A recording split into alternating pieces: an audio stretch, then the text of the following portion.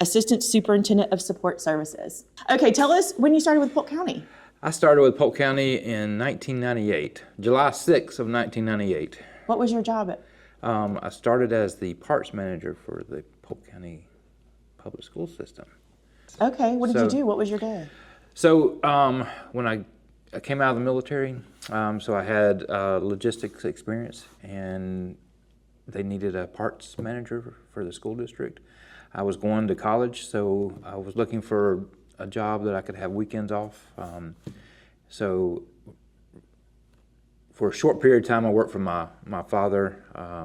He had his own business.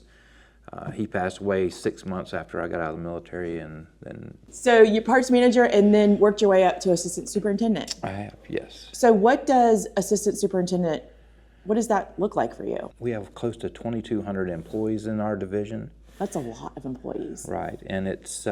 It's managing all of that. Right. So so how many of these buildings do we have? What do we call these? These are depots? What do we call? So we call these service centers, okay. And we have 3 across the district. We need a 4th one in the northeast section of the county terribly, but as you well know, property is expensive. We have a service center in Bartow, which is our main office as well. Right. Then we have this Tenor Rock is our newest facility, and then Lake Wells. So how many buses run out of a service center? It could be as many as, 220? So those are over 200 buses that come through the service center, and talk about what we have to do to prepare them to be on the road for kids. So state statute requires that a school bus be inspected every 30 days, and that's school days. So we inspect them every 26 days, or that's the way our schedule is written. And the reason we do that is so we have a little bit of a buffer if a driver is out sick. We don't compound our school buses for the most part. Tell people what compound school busing means. So going to one location and parking. Many of our neighboring counties, they have service centers where all of their buses go and park for the day. And all of their drivers and attendants go to that one, or there's several shop locations, and pick up their bus, go out to their route, do their route, come back and park their bus. Because our county is 1,875 square miles, and the service centers are not big enough to compound all the buses, we have them at parking locations across the district. That's good when you think about looking for drivers and people that want to work for us. You don't have to get up and drive. You can have your bus with you, and start your day, right. Especially some of them that start so early. So how many drivers do we have? How many bus drivers? Do we have a total number of buses? We do. We have a total number of buses is 639 buses. Okay. We have 510 allotted positions. Okay. For school buses.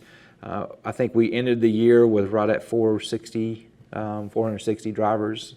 So we still are short drivers, but we recruit all the time. We have classes almost once a month. We've got 3 scheduled for the summer. Okay. And for bus drivers and attendants. And right? attendants, yes. Okay. And so where do they go if someone's interested in being a bus driver or an attendant, which is the person that rides the bus to assist with students? They can go to our website. So if I was interested and knew somebody interested, you could find a position close to your home. You don't have to live in North Lakeland and then pick up a frost-proof route. Okay, because that would be rough. We know how many buses, how many miles do we run? Because I think it's board member Wyatt that likes to tell people we go around the earth twice in miles. Is that true, Rob Davis? That is. We do over 56,000 miles every day. So the equator is 24,000 miles. So we go around the equator based on the mileage we travel daily twice. At least twice. And I think that's amazing. And people don't realize how big our county is. When I tell them, it's the size of the state of Rhode Island, and we have kids in every corner of the county. And also they have different needs. When we talked about changing school times and how difficult that would be, tell us how their runs work. It's not just for one school. Correct. So most of our bus drivers do at least a 3-tier bell system. And that means they start with high schools. They pick up high school students, they drop them off, and then they start their elementary run. They'll do that run, and then they'll start their middle school run. So we have a staggered bell schedule where high schools start at 7 a.m. Our elementaries, the earliest is 7:45 and the latest is 8. I think it's 8:15, and then the middle schools start at 9 or 9:15, and so that gives us the time to use the same bus to do multiple schools and multiple students. And then they have that break time in the day. Right. And some of our bus drivers do other things, which I found really interesting. What do we offer that to them? How does that work? So there's a number of jobs that we have in our service centers, in our main office, and then we've had a program called Sunshine Buddies for the past 4 years, and that we surveyed schools and asked if they needed assistance. Those that replied and said, yes, we do. We sent bus drivers, bus attendants who wanted to work in their areas, and they've worked for schools for the past 4 years. Hopefully we can fund that again. It's about funds. So everything. Hopefully we can fund that again, because it one helps us retain drivers, and two, it kind of, they usually work for a school that they drive for. Right. So the relationships they're building Exactly. with the students and the staff. And I think more people need to know about that program, because I only taught for a couple of years, but I know what that relationship is like, because I taught little kids in elementary school, and that bus driver, like, that is their first smile of the day for some of them. And they're looking, so to see that person at their school, I think that's amazing. And some of our schools need so much support. So that's great. I don't think people know about that. And then they come back and do their afternoon runs, and then they have options to do field trips and other things. Correct. So we have athletic trips, all type of field trips. So our bus drivers sign up if they want to be a AM or a midday field trip, a PM field trip, or a weekend. So they can do just between their routes. They can do only weekends, or they can do after their runs, or they can do all of them, whatever comes up. And so we try to do that by seniority in the geographical area and rotate those out. We do postings every Tuesday to let them know these are the field trips that are available, and they can sign for those field trips. You also are in charge of our white fleet. Correct. Okay, so you talk a little bit about the white fleet, what that does. So our support fleet vehicles, basically they cover the county with all of our trades. So electricians, carpenters, plumbers, school nutrition that are transporting students, migrant programs, our supervisors that are going across the county, they're driving a support fleet vehicle. And our support fleet vehicle age was over 15 years of age. I don't know if you remember, but when I was a community member and I was at a center school, and I saw a car, I think, or some kind of vehicle that was so old. I remember calling, I was like, Rob, is this the best we can do? This car this has to be like 30 years old. And you were so great, because of course, I understood at that time the limitations of budgeting and what, trying to put vehicles, the newer vehicles that needed them, that had the most wear and the most mileage, you had to put those with, the people that needed them, and the limitations. Well, we're moving into a kind of a different direction to help improve our fleet, because most of our vehicles we can't find parts for any longer. The downtime on those vehicles, if I'm driving a vehicle, I don't want to turn my vehicle in, because I don't know when it goes through an inspection, I don't know if I'm going to have a tie rod in that's out, and it takes us 2 weeks to find one. Right. So we just entered into a deal, thankfully to the school board for approving that, to lease vehicles with Enterprise. And when I say lease vehicles, this is with Enterprise, this is not a standard SUV, or this is a actual trades vehicle. So this is our service vehicles, our maintenance vehicles. We're going to lease them now so we can keep the newer vehicles coming in. Correct. As we maintain the maintenance. No, I appreciate you bringing that program up. So talk a little bit about that. How long are the leases for?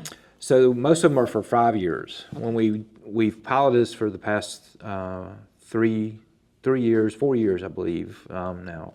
When we first started, there was a need for pickup trucks in the market, so we leased pickup trucks at first for people that needed them. Wasn't just to lease them. Just to give us a new pickup truck on the road? Right. No, right, okay. So we put the pickup trucks and we rotated those out in the first year. And so, I almost thought it was too good to be true. But once we did a program of 54 vehicles, within that period of time, we sold 39 of those vehicles and brought back into the district $76,000. So that's awesome. That included the lease payment, all fees, and everything to go back into the program of $76,000 because they took those vehicles, turned around and wholesaled them back out, and put us in another lease. Now the market has changed, and why Enterprise is a good vendor to work with is they're always monitoring the market. Right. And so we may have a 5-year lease agreement on a vehicle, but they could come to us and say, hey, listen, we're seeing a need for this type of vehicle. You can turn that vehicle in 3 years and get a better return on your investment. Okay. So, and do we modify the vehicles? Can we modify them? we can. Okay. So legislation passed now. There are bus cameras that we hear Grady talk about. We talk about them as board members so people understand that you have to stop when the bus comes out. And I can tell you, when that came down, I thought, do we need another law? Is this a problem? And then I saw the results of the cameras. Right. So do you want to talk a little bit about our bus cameras? I do. So lawmakers made it to where we have known there's been an issue for many years because we do a survey every year in the state of Florida. Well, actually, country-wide, they do a survey. In Florida, we do a one-day survey and where all counties will survey the number of stop arm violations that their bus driver or bus attendant witnessed. And so last year, or before the bill was passed, well, actually, it was last year, before we had camera systems on, the year before we had camera systems on. The state of Florida had 8,400 drivers on the road during that survey day, and there were over 11,000 stop arm violations in one day.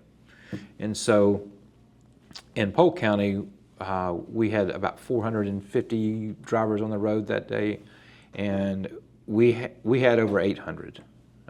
These are people that see the stop arm coming out. And let's talk about that because I've had questions about why are you taking the picture? Like, why are we counting? When does it count? Because those are people, the numbers you just shared are people that actually passed as it was, when it was fully extended. Correct. Because they start taking the pictures to capture the moment that the arm is fully extended. But the ones that are actually counted as violations as you are passing as it's stopped at the extension. Exactly. Okay. And so we worked with a company, the sheriff's department and the school district, and we wrote business rules. And these business rules are extremely tight. So we're not sending everything that we get to the sheriff's department and then they're sending it to the clerk of courts. If there's a violation, it is a violation because we have a deputy that's doing nothing, but that's his entire job is looking at every violation that is sent from the vendor to make sure that, hey, was this a true violation? Does this meet the business rules? And majority of them do. There are some where we've had a driver that was in training. They were on private property.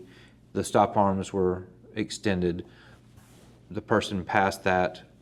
It wasn't picking up students. It was a training So that exercise. wouldn't count. So that would never go to the clerk of courts. It would never get approved to go on. So the ones that go are legitimate. Have we seen a decrease since we've been issuing tickets? Have they gone down? They have. And I wish I could say what that percentage is. What historically is that 90% of the people that receive the first citation don't have a second repeat. Well, that's good. And it's keeping kids safe because we have a sidewalk. There's a lots of challenges here in Polk County with the size we are in. And it's devastating to hear another child hit by a bus, and it happens, or hit by a car from a stopped bus. Can you talk a little bit about where the funds go generated from those tickets? So it's a $225 ticket if you pass on the left side of the bus. If you pass on the right side of the bus, which we have a camera on the right side of the school bus, and you think, who would pass on the right side? That's where the kids exit. That's where the kids are exiting or entering Right. the school bus. And we don't have many of them, but the year before we put these cameras on, we had a Jeep that didn't see the yellow bus stopped, broad daylight, went on the right side of the bus, hit a student exiting the bus. Thank Lord the student had a very large backpack. It was a Jeep that was raised, and the child went underneath the vehicle, did not get run over by the tires, and came out with scrapes and cuts and scrapes and abrasions instead of a serious incident where he could have lost his life. So, And we've had that happen. So is it a different fine or is it a different charge if you go onto the right side of the bus? That's a $400 fine. Can you talk about where the funding from the tickets go? So the funding, the district did not pay any cost out of pocket. This is all a violation generated Initiative. program. Right. So all the equipment that was installed, all the labor that it took to install the equipment, the district has not paid a penny for. So we went into a contract where the vendor then that put the investment in gets 60% of the revenue from the ticket. $25 of that ticket goes to a program right off the top. So it's a $200 split. We also pay the sheriff's department to review the footage to make sure that everyone that we send is not a waste of someone's time by looking at it, and that they're not contested and overturned. And so, 60% goes to the organization that put their investment into our program and equipment on our school buses, and 40% comes to the district. And that is 40% of those funds can be used for very specific things. One, increasing safety, and two, it can go to assisting bus drivers with, like we have Safe Drivers Awards. And so we could give Safe Driver Award bonuses from those funds that are generated. And so Yeah, that's a great return, back to our drivers who are watching the safety of all of those kids every day. Right. Does that vendor also do maintenance on those? Who's responsible for the maintenance? They do everything. Okay. So we don't touch them.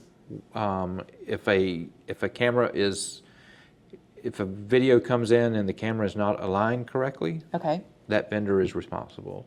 If the right side camera is taken off the bus because of a trash can that was sitting in the road, or a tree that we did a tight turn, the vendor is taking care of that. So we were spending nothing on the maintenance or upkeep of that equipment. This is what I'll say about the camera inside the buses. I remember when we first started putting those in, and the bus drivers felt like it was to spy on them, and was really there to assist them with student behavior on the school buses. And as you well know, being a teacher, you're in front of the students that you have. We can put up to 3 classrooms on a school bus with one person and their back to them, driving down the road, navigating. So the environment on the school bus compared to the classroom is extremely different, and those cameras assist us with maintaining control. And when we have an issue, it's documented. And more times than not, our bus drivers have been saved by our camera systems than they have been Penalized. Penalized, yes. And it's helped us also, when we have a crisis, it's helped us document what needs to change for services. Exactly. For the bus. I will say this, one last thing. Efficiency-wise, as a district, we're one of 8 mega districts. I think one of 9 now, but one of 8 mega districts. That means they have 400 buses on the road daily or more. And from a funding standpoint, the more efficient a district is, the more students that they transport on their average bus occupancy, the more funding we get from the state. And the more funding we get from the state, the less we have to take from local. And so I'm proud to say that Polk County is number 1 in the mega districts as the most efficient district. And out of all 67 counties, we rank 10th out of all 67 counties as efficient districts. So, how do we, when I tell people we start out in the hole, the beginning of the year, budget-wise, because we want to, be efficient, good stewards of the dollar, but our transportation cost us dollars before the first day of school because of how we're funded. correct. Can we talk a little bit about that, how we're funded being rural in the fact that it's a demographic of miles that we have to drive and the way the county is spread out and how that mechanism of funding compared to other counties who are more dense in population? Right, so just the amount of territory we cover, and then the population. So when you look at Hillsborough County, they're not a small district by any means in geographical size. They're not as large as Polk, but they're picking their population per square mile is much higher than Polk County's. So meaning they can pick up students quicker and faster in a shorter period of time. And so where it takes us longer because of we're not as densely populated. And so that kind of penalizes us in the overall picture. How do the dollars come down for Tallahassee, specifically for transportation? So they look at the average bus occupancy, which we're doing well in, and then it took over $1 billion to transport students in the state of Florida last year. The state funded it at $465 million. So right off the bat, no matter what, they say here's $465 million for the state for student transportation in the state of Florida. Period. They don't care what it costs. They're just saying this is your piece of pie. And then what we do as counties is try to be as efficient as possible with safety as the number 1 driving force, and try to get as many of those dollars as possible. So, and you earn those dollars by efficiency and other metrics. Right. And so when we talk about having a pot of money and dollars following students, sometimes those dollars have to be picked up for the general population because of underfunded areas like transportation. Correct. And so that's why we try to do everything we can. Safety is number 1. We're going to do whatever we can to be as safe with our transportation as possible. So, meaning, we can put bus stops 1.5 miles away from my student's home. In most of our areas, 1.5 miles, they're walking in grass, they're walking on, so we're not doing that. We're not stretching out the law to help us be more efficient, because then we're compromising safety. We're trying to pick up students on door side so that they're not crossing the road to prevent anyone that's not paying attention. And unfortunately, we've had students hit when they're trying to cross the road. That's the biggest thing I try to remind students. When you have noise avoidance headphones on and you're looking down at a phone, we've watched kids walk into traffic. Yes. And so parents have to be, and it's a conversation you don't think you need to remind teenagers, but I think that's one thing in the summer when we talk about safety, that's one thing that we need to remind kids, like you have to know your surroundings because drivers do not see you. And they're also could be distracted by their phones or their radio, that you have to know that. And I do get phone calls, and you've been very responsive when I have phone calls from people in the community concerned about kids gathering in areas with tall grass or without, we try to solve those issues as they come up. So the very end here, let's talk about chain of command. We're going to talk about where people, if you're a parent, what you do if you have a concern about transportation. So what's the chain of command? If I was a parent who had a concern about transportation, what would I do? So we know that the parent's base is their school. And so the school has our contact information. They can call the school and say, I have a transportation-related issue.